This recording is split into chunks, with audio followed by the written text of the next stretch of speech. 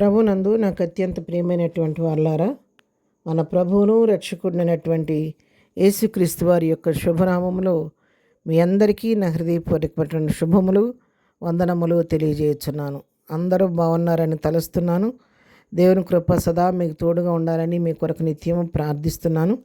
గత వారం దినాలుగా మెసేజెస్ నేను సెండ్ చేయలేకపోయాను, దయతో మన్నించండి. నాకున్న కొన్ని అనారోగ్య పరిస్థితిని బట్టి నేను మెసేజ్ పంపలేకపోయాను. దేవుని కృపను బట్టి మళ్ళీ ఈ దినం మెసేజ్ మీకు షేర్ చేసుకోవడానికి ప్రభు ఇచ్చిన అవకాశాన్ని బట్టి దేవునికి వందనాలు చెల్లిస్తున్నాను. దయతో అందరూ వినండి. ఇంకా తెలియని వారికి కూడా మన యొక్క ఛానల్ గురించి పరిచయం చేయండి. ఇతరులకు కూడా వాక్యాన్ని సెండ్ చేయండి, షేర్ చేయండి. మరి సబ్స్క్రైబ్ చేసుకోకపోతే సబ్స్క్రైబ్ చేసుకోనండి. లైక్ చేయండి, మీకు ఆ విలువైన కామెంట్స్ తెలియచేయండి. వాక్యం ధ్యానం చేసుకుందాం ఉదయకాల సమయంలో. ఈరోజు వాక్య ధ్యానం కొరకు మనం తీసుకున్నటువంటి లేఖన భాగము ఇర్మియా గ్రంథము 1వ అధ్యాయము 5వ వచనం చదువుకుందాం. గర్భములో నేను నిన్ను రూపింపక మునిపే నిన్ను ఎరిగితిని, నీవు గర్భము నుండి బయలుపడక మునిపే నేను నిన్ను ప్రతిష్ఠించితిని, జనములకు ప్రవక్తగా నిన్ను నియమించితిని. ఆమెన్. దేవుని నామమునకు మహిమ కలుగును గాక. ఇర్మియాతో ప్రభు మాట్లాడుతున్నటువంటి మాటలు, యెహోవా వాక్కు ఇర్మియాకు ప్రత్యక్షమే పలికినటువంటి మాటలు చెప్తున్నాడు స్వయంగా. ఇర్మియా, ఇప్పుడు కాదు, నువ్వు గర్భంలో అసలు నీకు రూపం ఏర్పడక మునిపే నేను నిన్ను ఎరిగానయ్యా. నీ తల్లి గర్భంలో నువ్వెవరవో నువ్వు భూమి మీదకి వచ్చే వరకు నీ తల్లికి తెలియదు. కానీ నీ తల్లి గర్భంలో నువ్వు రూపుకు ఏర్పడక ముందే నువ్వు పిండముగా ఉండగా నేను ఎరిగాను. నేను ఎరగటం మాత్రమే కాదు, నిన్ను గర్భంలో నుంచి బయటకు రాకమునిపే నేను నా కొరకు నిన్ను ప్రతిష్ఠించుకున్నాను.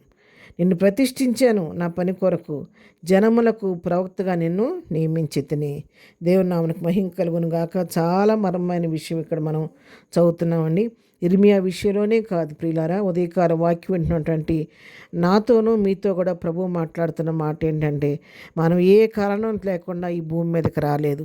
ప్రతి వారి పట్ల దేవుడు ప్రత్యేకమైన ఉద్దేశాన్ని కలిగి ఉన్నాడు. ఆయన ఒక ప్రత్యేకమైన ప్రణాళికతో, ప్రత్యేక ఉద్దేశంతో నిన్ను నన్ను ఈ భూమి మీదకి తీసుకొచ్చాడు. ప్రతి వారికి రకరకాల టాలెంట్స్ ఉంటాయి. కొందరికి ఒక రకమైన టాలెంట్ ఉంటే మరొకరికి మరొక రకమైన టాలెంట్స్ ఉంటా ఉంటాయి. కొంతమందికి మల్టీ టాలెంట్స్ ఉంటా ఉంటాయి. అయితే ఎవరూ తక్కువ కాదు, ఎవరూ పనికిరాని వారు కాదు. అందరూ ప్రభువుకు కావలసిన వారే. ఆయన అందరి కొరకు రక్తం కార్చాడు, అందరినీ తన స్వరక్తం ఇచ్చి కొనుక్కున్నాడు. ప్రతి వారిని కూడా ఎవరైతే తనకు అనుకూలంగా తనకు అందుబాటులో ఉంటారో అలాంటి వారిని ప్రభువు తన మహిమ కొరకు వాడుకోవడానికి ఇష్టపడుతున్నాడు. అందుకే దేశంలో నమ్మకమైన వారి కొరకు నేను వెతుకుతున్నానని చెప్పి వాక్యం సెలవిస్తుంది. వెతికే వారిలో నువ్వు గనక ఆయన దృష్టికి అంగీకారం కనబడితే నిన్ను కూడా ప్రభు తన మహిమ కొరకు వాడుకుంటాడు. ఆనాడు నోవాహును భూమి మీద జలప్రళయాన్ని పంపడానికి ముందు ఆ ఓడను సిద్ధపరచడానికి ఎవరైనా వెతికితే నీతిమంతుడిగా నోవాహు ఒక్కడే కనబడ్డాడు. ఈ కడవరి దినాల్లో ప్రభు వెతుకుతున్నాడు.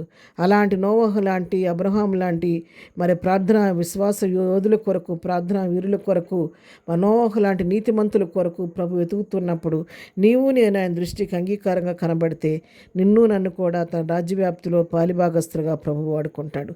అంటున్నాడు, నేను జనములకు ప్రవక్తగా ఎన్నుకున్నానని చెప్పాడు. అవును, ఇర్మియాని ప్రవక్తగా ఎన్నుకున్నాడు. మరి నిన్ను ఏ పని కొరకు ఎన్నుకుంటాడు? ఆయన చిత్తం. ఎందుకంటే మరి అనేక రకాల పాత్రలు చేయబడుతుంది. అన్ని పాత్రలు ఒకే పని కొరకు ఉపయోగించం కదా.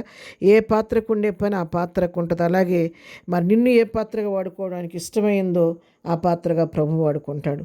ఆయన మనందరినీ, వారినే కాదు మరి మనందరినీ కూడా ఎవరైతే తన బిడ్డలుగా ఉన్నారో, తన సొత్తుకున్న ప్రతి వారితో ప్రభు మాట్లాడే మాట 139వ కీర్తనలో కూడా మనం చూస్తే 16 వచనం చూస్తున్నాను.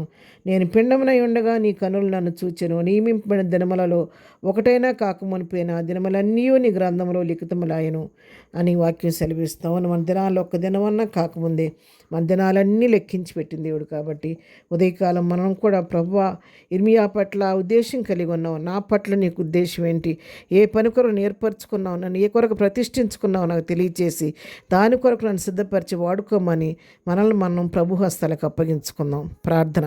ప్రేమగల తండ్రి, పరిశుద్ధుడాని పాదంలో కొందనాలు. ఉదయకాలం తండ్రి వాక్య బిడ్డలందరినీ దీవించండి, ఆశీర్వదించండి.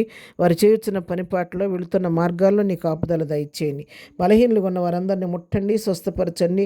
దుఃఖంలో కుటుంబాలను ఓదార్చండి, నెమ్మది లేని వారికి నెమ్మది దయచేయండి. ఇదిన బర్త్డే మ్యారేజ్ చేసుకున్న వాళ్ళని దీవించండి, ఆశీర్వదించండి. ప్రతి వారిని కూడా ఈ కడవరి దినాల్లో నీకు ఇష్టమైన పాత్రగాన్ని మహిమ కొరకు, నీ రాజ్యవ్యాప్తి కొరకు సిద్ధపరిచి వాడుకోమని ఘనతా మహిమ ప్రభావం నీకు ఆరోపిస్తూ నిచ్చిస్తూ మనం తగ్గించుకుంటూ యేసునామములో ప్రార్థించడి పొందుకొని ఉన్నాము తండ్రి. ఆమెన్. ప్రభు కృప సదాకాలము మనందరికీ తోడై ఉండి నడిపించునుగాక. ఆమెన్.